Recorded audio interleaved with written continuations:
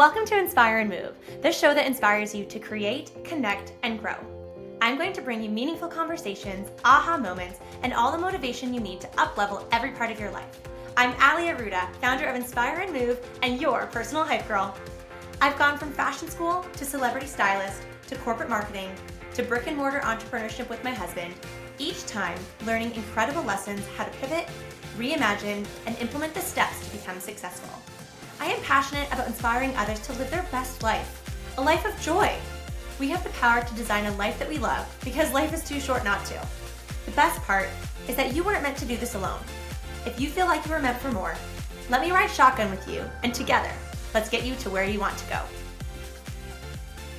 Hello, everyone. Welcome back to the Inspire and Move podcast. Babe, welcome to the show. Thank you very much. Happy to be here.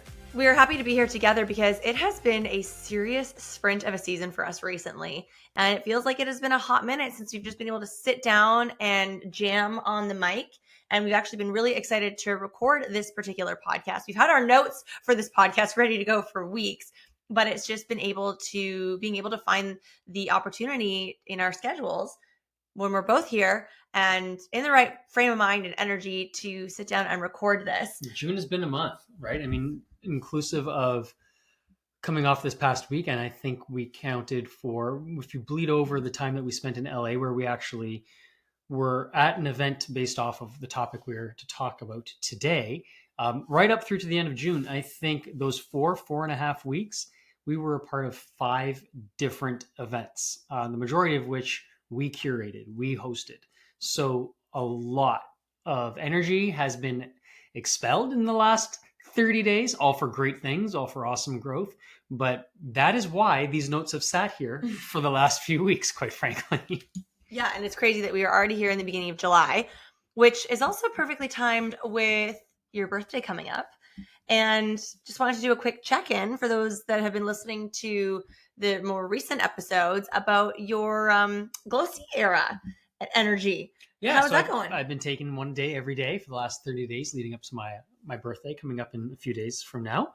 And I told you then, and I've been sticking to it, that I've been doing it as often as I could, at least when I remember or don't fall asleep on the couch, because I will take it before I go to bed, because you tell me that it's best for my skin and my digestion and my bloating and all the other stuff that I think from a habit stacking standpoint, why not have that work while I'm sleeping? And everybody wins after that. Is the hyaluronic acid one of your most favorite ingredients? Yeah, that and the prickly pear. Yes. Do you just love saying prickly pear? Prickly pear. I don't even think that's a real thing. I think they put it in there because the alliteration works so well. Oh, I love prickly pear. But that just a nice segue because we got to stock up on our glow sea. We actually sent some to the hotel when we were in LA. We were gifted some at our seats at the dinner series. And all that is going to round up today's topic because these are some takeaways from the dinner series from the very special guest. Drumroll. Brendon Burchard. Yeah. And I was so excited for you to be able to see Brendon speak because I've been able to see him speak before, and he has the best energy. He literally lights up the stage, lights up a room. He makes the most engaging eye contact with you. It also helps that I am obsessed with front row keener seats at events like this. So I really get to maximize that energy that he's expelling. But I felt so much joy watching you see and consume his knowledge for the very first time. Yeah, and I think that, I know enough about the guy that he is extremely impactful and extremely successful at what he's done for years and years, let alone what he was able to share with just over 100 of us in that room. So today's topic is going to be based off of the 5 most impactful things that can be boiled down to how and what we can implement in our lives immediately. All of us can implement it. And if you're already doing it, good on you. But if there's maybe one thing you hear from our chat or one thing that you hear that we took from Brendon in this chat, then hopefully that in and of itself holds the value. But we know that these rooms effectively would typically cost literally thousands of dollars to have access to a guy like that, let alone the other rock stars on that stage, including Chris and Lori Harder themselves.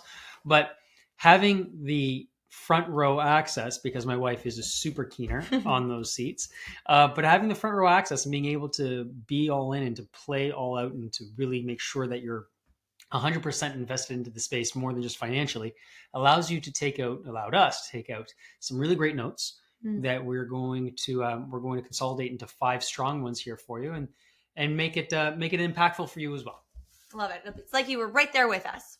So, takeaway number 1, your output energy matters. And he provided a really great framework for us to sort of think about and see how we could apply it into our interactions with people. The difference between selfie energy and service energy. And between the two, you want to be in the service energy frame. You want to think about how you can move the needle forward for others. Brendon is, he's not a super close friend of ours, but, watching him speak on stage, and you can tell that he cares about the people that are in his life and that he does business with. And hearing him speak about service energy and how you can ask questions, ask how you can support someone. And it could be as simple as, I actually got this in my DMs from a close friend yesterday. She just asked me to engage with her Instagram reel because she has big goals for it. That is, no problem for me to do. How can I support you? Comment on your post? No problem. But there are ways that you can apply that on a larger scale, in your relationships, in your businesses. But how can you be within that service energy versus selfie energy, which, read selfish energy. You want to think about others. How can you help and support others and move the needle forward for others? Yeah, and a bit of a spoiler alert, a lot of these points that we're going to make, a lot of the points that he made that we're going to summarize here, a lot of it comes from that. A lot of it comes from giving first before asking, let alone taking. And the irony here is when you go to these rooms, and this is a networking event that we were a part of especially and specifically, you think you're walking in there about, I don't know, 10 minutes beforehand with all of the things and all of the ways that you're going to ask of something. What is you need? What is it that you're looking to help move your own needle? Who can you meet that can push your agenda forward? But as soon as you get into that room and you see how quickly some of these extremely high level entrepreneurs, these real successful doers, don't go that route at all. And the irony behind that is because they lead with making sure that you're looked after first, it automatically creates a position of trust and easy communication.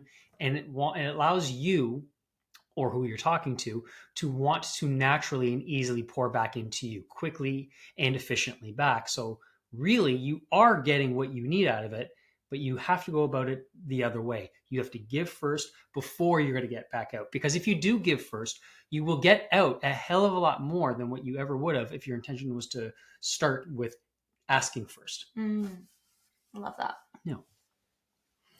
Number 2, guys, expand your network for your network. And this sounds a little bit redundant, maybe like takeaway number 1. Yeah. However, at the same time, again, you're going to walk into these places, walk into these rooms, walk into a party. You're going to meet somebody who comes in as a client of yours, and you're going to think, what can they do for me? How can they earn me more money right off the hop? But if you can shift your frame of mind for a second and go into every single new interaction, every single new introduction as seeing or asking yourself, and you don't have to say this out loud, but you're going to meet somebody. Hi, I'm so-and-so. Nice to meet you. This is what I do. Hi, nice to meet you. This is what you do.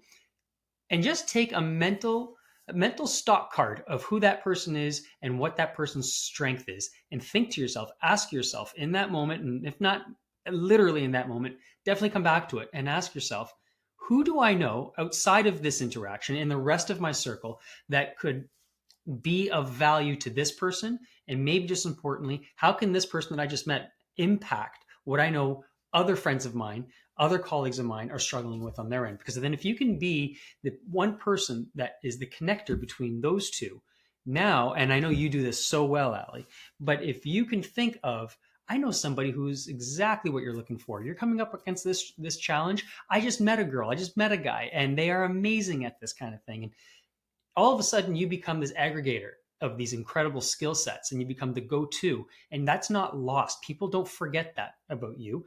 And so that when that time comes, that it is time for you to call in a favor or ask for help, if that's all it is, quite frankly, you better believe that the ability to do so, it becomes infinitely more available to you because you poured into them first, and you did it in a selfless way because you thought about how can this person fulfill the needs and the challenges of the other people around me first, versus how can this person fulfill the needs of only my own challenges. Mm. I love that. And it's amazing just hearing you say and share all of that, how you're taking, takeaway number 2 and directly correlating it with takeaway number 1, because everything that you just said there, especially towards the end, was very much aligned with being in that service energy frame of mind and state of action. And thank you for the compliment. I mean, I love making connections, and sometimes I could be in the middle of a meeting or a conversation and I get this download of I need to connect so-and-so with so-and-so because that actually would be a really amazing relationship. And how many times has that been the case? Yes. Whether they be just friendships that have absolutely blossomed and run a million miles an hour on their own, and that's all there is to that, or business ventures that have come together. How many referrals have you made to people's businesses? You and me both. But that's a big deal, right? If we recognize people who are busting their tails, building a great business or offering a tremendous service, why wouldn't we want to share that with the people that come into our circle if we know it moves the needle for everybody? They get what they need from a service perspective, and the other guy gets what they need from a professional perspective. Everybody wins, and you look like the rock star in the middle because everybody always wants to have a guy. Everybody wants to know the guy, right? Mm-hmm. And if you can be that person to make things easier, to facilitate the time crunch that would otherwise exist for that person trying to find it on their own, and now you've been the one to say, I got you. Let's cut all the crap aside. This is the person. This is the team. This is the company. Think of how valuable that is for that person. Well, it's like another layer of the shortcut. You hear us, Matt especially, talking a lot when we talk about getting in the rooms. Getting in the room and networking is the shortcut to advancing yourself in kind of like in life and in business. And I think a byproduct of that is building your network to then also have these shortcuts available because of the relationships that you are fostering and being in that service energy, and what that means when you do have a request or you need help or you need support. It's really neat how all of this really is intertwined with one another. I feel like we could go on and on with that one, but want to scoot over to takeaway number 3, which is that your ROI has already been calculated. And I feel like when Brendon said this was a big mic drop moment. This was very powerful. It made everybody stop, right? Yeah. And made them think, shit, I think he's right. Maybe I don't have to be so concerned about if I do this, how quickly do I receive back my original investment? And then beyond that, right? And when he said that, why don't you go into this, whatever this is, whether it be a new introduction, potentially a new business venture, a new partnership of some sort, again, whether it be romantic, personal, financial, any of it, going into it, trying to think about what will and when will I receive the benefits of this, wouldn't it be more powerful and almost more freeing to realize your ROI on whatever it is that you're walking into has already been calculated for you? Whatever higher power you might believe in, whatever source, God, anything in the middle, or both for that matter, whatever it is, so much of that, if you're doing the right things, if you've got the proper habits already in place and you're consistently working hard and you're a good human being, then 99 times out of 100, things are going to work out the way they're supposed to work out. And even when things seemingly fail, you realize shortly thereafter that maybe they were supposed to, and it taught you something that you then were able to leverage into something significantly more important, to something that's stronger. But all that is to say, if you let go of the I need to do this so that I can get that faster, leave that I can get that faster part out of it, and just focus on doing the first part as well as you possibly can, then the ROI effectively will already be calculated. It already looks after itself if you're just focusing on the important part, which is really the only thing you can friggin' control anyways. Yep. I think that's one of the things that you and I have really leaned into in our 5 years of brick and mortar entrepreneurship. We'll kind of, be specific there, is that And the word failure is very strong, and I'm grateful that we've not experienced a drastic failure, but we have certainly experienced our fair share of challenges. And I think, year over year, and there was a pandemic just like thrown right in those 5 years. So that adds a lot of complexity for a lot of us in business and entrepreneurship. But I think that we've become really skilled at problem solving and navigating challenges and really leaning into the learning lessons from a challenge. And I think as soon as you can do that in business and in life, you are immediately then setting yourself up for more success because will have experienced something that's probably not going to be very pleasant, but you can extract a learning lesson or learning lessons from that experience and apply it moving forward, and maybe not go through that again. Or if you do go through that again, you will navigate it differently because you have new skills that you have experienced and taken away, and how you will propel yourself forward to be in that momentum of growth and change. Absolutely. Number 4, guys. Stop me if you've heard this. And this is from his mouth, not mine. Just writing it down, taking 100%. The notes. I just wrote what he said, but I swear he probably listens to our podcast, right? And this is where he got this most original idea. He's like, at Aruta's in the front row. This Absolutely. is for you. Yeah. So number 4, from Brendon's words to your ears, get in the room.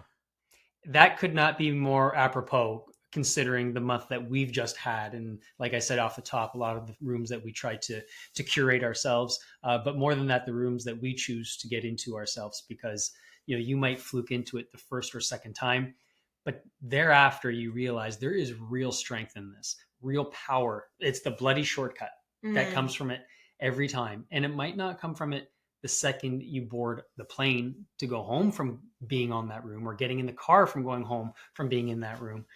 But it doesn't take long before you sit with those downloads. You reconnect with the people that you met in there again, whether it be through Zoom or they happen to live in your area, and you grab a coffee or a dinner and you just hash it out, and you find these connections that allow you to get to where you want to go quicker. I'm going to say that again. The people you meet in the rooms will get you to where you need to go quicker. You can't walk faster than you can drive. It's not possible unless you're obviously in some of these downtown cores where sometimes I do see people walking by me faster than I'm driving my car. But in all that being said, your strength is in harnessing the power that exists within these rooms and using that to propel you to the trajectory that you want to go. And that's not to say you need them to be just your cheerleaders. That's nice. But these people have real, tangible skill sets that they almost always are too happy to share with you in that room, because they recognize that you being in that room, the same reason they're in that room, allows your magnetic centers to be attracted to one another. And they're pulling for you because you're an anomaly. The fact that you're listening to this podcast makes you a very unique version of an entrepreneur, somebody who is constantly and actively seeking to better themselves and to better their businesses by default, which then by default makes more impact in their community, creates for greater service, and be able to have other people then go on to do the same thing. Like the trickle down effect here is spectacular, but it all starts with somebody, hopefully you, jumping into a space that you might be uncomfortable with. And that room could be anything, right? We've chatted about it before. You want to go to a mastermind that's in another country, amazing. That's probably the highest ticket available option available to you. But do you know how many free Zoom classes there are? How many masterminds you can join online? And it doesn't even need to be a business function. We talk about coming to our gym, coming to any gym, but ours is the best. So I'm going to say that completely unbiasedly. Brendon mentioned that. I think that's 100%. That's where this all came from. But getting into a space where other like-minded people are there to do things that either are what you are interested in or what you are wanting to learn about, so that you can find the same motivation behind the same people that have done it before you, or maybe starting in the same time as you, which in and of itself is powerful. You guys are kind of almost coming up together to do any of that stuff. But getting in the room, no matter how you cut it, is always going to be the first step to getting to your shortcut. And it doesn't have to be as often as you think or as large as you think. He made specific reference to, in a perfect world, he would get in a room every month. But again, that doesn't mean you have to fly into a different country and spend the money and the time, quite frankly, to do something like this every month or every quarter. what else is there in your community that you can be a part of that allows you to gain access to the kind of people that you know are the ones that are to put you on the trajectory of where you want to be. I love that you talk about every month, because that's even a bit of the energy that exists within my monthly girlfriend walks Absolutely. that have become, they're expanding into different cities. Like we're going to the US now, and the big foundation of it is community and connection. And our last one we did in June, it was a smaller group. So I was able to sort of structure the conversation with some really expansive questions that got people thinking. Not everybody shared. And I had one girl join us who is one of my one-on-one personal training clients. And she was sort of telling me in advance of the June walk how, like, no, I don't think it's for me. I don't want to go. Like, I'm nervous. I was like, what's the worst thing that can happen? You don't like it, so you can leave. No problem. Take your gift bag and leave. You're already walking. You can just turn left and everyone else turns right. No, For and you're good to sure. go. And guess what? She's already bought her ticket for the July event. Is this who I think it is? Mm-hmm. And I couldn't be more excited. She's awesome. But that's a little micro example. And that's, some movement and community and connection. And these walks, mine's a girlfriend walks, is what we call them, but hot girl, strong girl, fit girl. Like there's probably so many iterations of these walk events that maybe that's something that you can start with. Find one close to you. I mean, I think you throw a really great one. I do throw a great one. Incredible partners. But look, if you don't happen to live in the Toronto-ish area, find one that's close to you. They are typically very low ticket, sometimes no ticket at all. All it's going to take is you to jump in and get there. Or start it yourself. I like that. There's another direction. I like that. But it could also be a coffee connection that you put on your calendar once a month, whether it's with the same person monthly and it's, like a accountability business chat call or in-person connection. Or maybe it's something that you want to have on your calendar monthly, but with a different person every month. That could be an easy, maybe less scary way to start. And then you build up from there. And then having things that are on your calendar quarterly or annually. We're now in the momentum where we look forward to making a big ticket investment every year. Last year, we did Chris Harder's roundtable, not once, but twice. This year, we did the dinner series. You can see a pattern here. We really love investing in Chris and Lori Harder events because they throw exceptional events. They also invest right back into us. Yes. If we're going to talk dollar for dollar exchange, I don't think there's a doubt that we haven't received significantly more than what we've put in addition to meeting a ton of people. The relationship capital arguably has been even more powerful, more valuable than anything that we may have been able to come back with ways to learn to earn, if that makes sense. Didn't I say to you about 2 weeks ago before we got into the thick of our sprint? But I feel like I said to you, we were having some, big conversations with some big goals that we have around our business.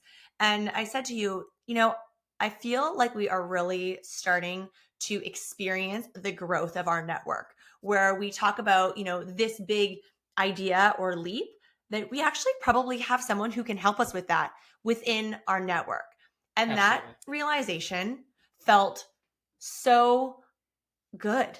It felt good to be able to recognize that, oh my gosh, we've been working so hard at building this and investing in this time, energy, and dollars.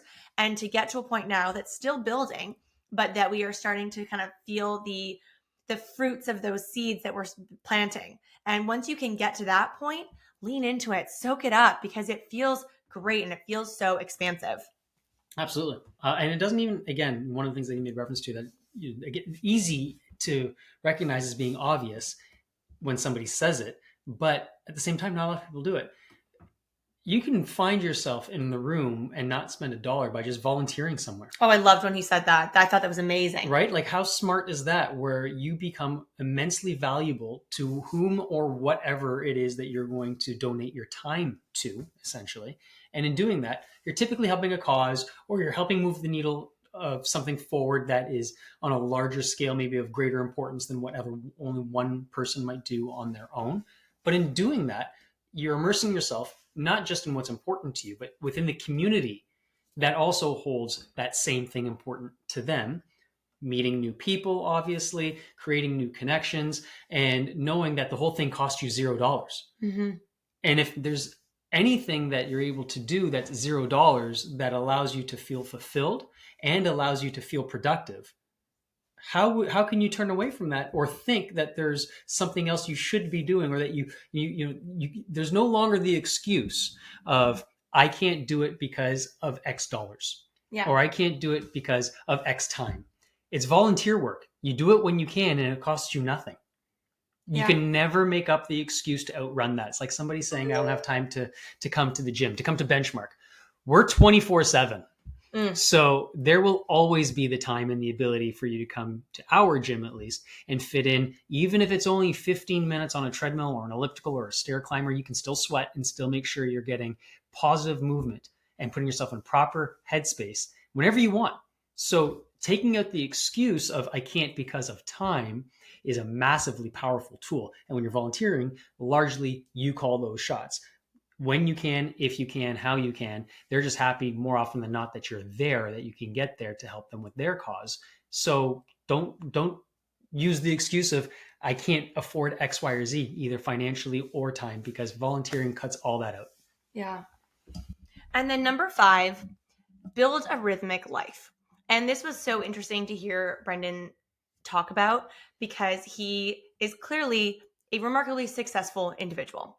He has paved a exceptional path in the world of personal development as a leader, as an author. Some of my favorite personal development books are written by Brendon, and he speaks about building this rhythmic life, which directly is correlated with boundaries, and how he has, protected time in the morning and uses the phrase done by 1, that he gets everything that's important to him done in the morning before 1. And, whether he didn't go into great detail about his marriage and with his wife in terms of do they have breakfast together or a morning walk, but morning movement is important to him, mindfulness, meditation, and all of his key deliverables in his daily and weekly tasks with his business, his clients, speaking engagements, books, you name it. But he stacks his days so that it is all front loaded in the morning and he can be done by 1 and then go out and enjoy his day. Maybe he goes out for lunch, a walk, or dinner with his wife. And Friday, he has a day that is dedicated to finishing strong. And he blocks off an hour to connect with his friends and his peers and his network, just sending them a text, a voice note, letting them know that he's thinking about them. How can he support them? What's going on in their lives? And I thought it was a real eye-opener to hear someone of such great success speak about this, because I know I'm for sure guilty of this, and I'm actively working on this right now of trying to analyze my schedule and design it with the utmost efficiency. So it's quite cute that I'm talking about building this rhythmic life and finding structure in your days and weeks and months. And we've just started having some conversations about our annual planning with, Benchmark, with Inspire and Move events, and all of that. And that's already starting to feel really good. And we're only sitting in July of 2024. But I loved hearing this remarkably successful individual, an entrepreneur, talk about the boundaries that he has in his days, weeks, and months, and how he also has time for things that bring him joy, and how he wants to bring friends along for the ride, that he can throw a great big event because it's part of his brand and his business, but how can he invite friends in to make it even more fun? And then he's killing 2 birds with 1 stone. Exactly. I love that. Yeah. And I think, not to say that we should all book our schedules so that we're all done every day by 1 p.m. Understandably, that's not going to work for everybody, especially dependent on where you are in your own journey professionally. More often than not, we're not done by 1 o'clock in the afternoon. No. And that's just kind of where we are. And that's okay. Sometimes you have different seasons. Sometimes it's building season. Sometimes it's hustle season, it's grinding season.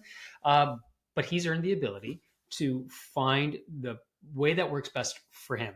And even if for somebody who might be listening out there, and I know we would love to be able to take this to heart ourselves, even if it means starting your day with 1 hour of, and we actually had this conversation with a friend of ours who came to our own mastermind a week and change ago. And we'll get into that at some point in another podcast. That a lot of really great takeaways there too. But this girl's an extremely successful realtor. She has her own team under already a very successful brokerage. And more important than all of that, she is a wonderful human being, a really sweet girl, kind of girl that she will never not look you in the eye and say hi and smile every single time she walks by, however many times that might be in the course of the same hour. She's just, she's a good person. She's raised right, is what I like to say. But All that to be said, she runs a hell of a schedule because she is successful. So she is doing a lot of things for a lot of people, whether it be for her team, certainly for her clients, within the brokerage from an admin standpoint. She runs a million miles an hour. And we shifted something for her to consider where she had made reference to how she would love, or she does love, the idea of drinking coffee out of a mug. That's it. I love that too. We all do. It's a little thing. And it's not even so much the idea of drinking coffee out of a mug. It's what comes with that. It's knowing you've got the time to be able to drink the coffee out of a mug. Does that make sense? Mm-hmm. And so if that's the case, maybe just book yourself 30 minutes in the morning if you can. And if those 30 minutes allow you to sit down in your own silence and drink coffee from a mug, you're pouring yourself, no pun intended, pouring into yourself, I should say, first. And then from there, obviously, you're able to make the rest of the day unfold accordingly. However, it was going to unfold anyways, but you started off strong. And that's the important thing. So building a rhythmic life doesn't mean that every hour of every day has been accounted for the exact way that you want it. But if you can at least start it the right way, that's more than half the battle, I would say, to get you going properly. I love that. So let's recap the 5 takeaways that we learned from Brendon Burchard at the dinner series. Number 1, your output energy matters.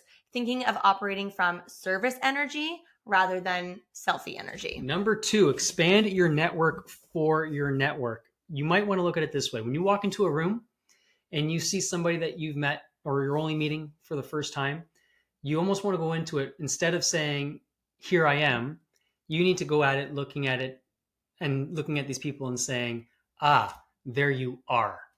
And then utilize them to leverage whatever communication or connections rather that you can from there moving forward. Number 3, your ROI has already been calculated. If you don't worry about what's going to or how it's going to work out in the very end and how quickly that's going to come, then the only thing you have left to focus on is the here and now to move it forward to that point. And that's the only thing that you can actually control anyway. So you might as well lean into it. Number 4, get in the room. That's pretty self-explanatory, man. Just get in the room. It is every shortcut to anywhere you want to go, to any person you want to meet, any outcome you are looking to achieve. And number 5, build a rhythmic life. You don't need to have everything done by 1 o'clock the way Brendon Burchard does and have a remarkably fulfilling rest of his day every day. God willing, for all of you listening, including us for that matter, we all get there.